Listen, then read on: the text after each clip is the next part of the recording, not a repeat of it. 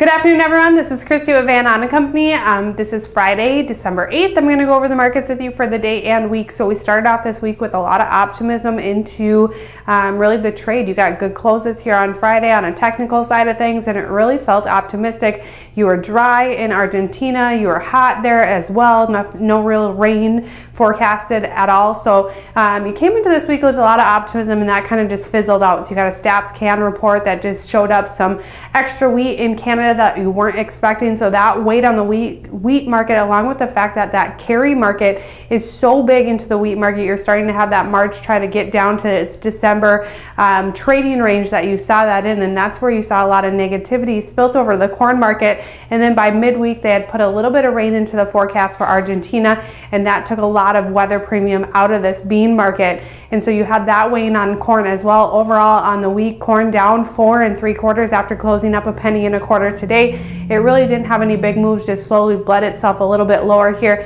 Bean market, even though it started off so well, really fizzled and closed down 4.5 cents on the week, down 2 1/4 here on the day. You did try to make a comeback here closer to the close, but couldn't get on the positive side. Biggest downfalls this week were definitely the wheat market, with Chicago wheat down 22.5, Minneapolis down 11 3/4, Kansas City down 19 3/4. So a lot of pressure over there. You have export sales and inspections that just weren't that great in wheat and corn. At these lower prices, we should have more demand than what is showing up right now. So that was a little bit disappointing as well. You did get good export sales into the bean market.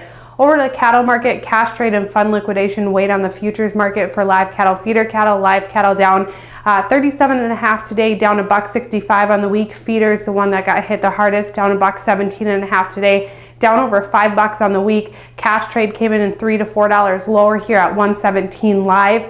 And like I said, fund liquidation definitely played a role as well. Hog market, even though cash trade is steady, you did see it slightly lower here. Overall on the week, down $1.60. It closed up 37.5 cents today, but on the week down $1.60. Outside markets, for once, not really that crazy of movers. Crude market down about $1, US dollar up about $1, and then the Dow market up 62 points or so on the week. Moving forward, what you're going to be watching is just South America. They did have some rain built in the forecast, but really not a ton. They remain hot, and it'll be interesting to watch to see what happens moving forward there. I do have to close with my disclaimer: trade in futures and options involves risk of loss, may not be suitable for all producers. Have a great weekend.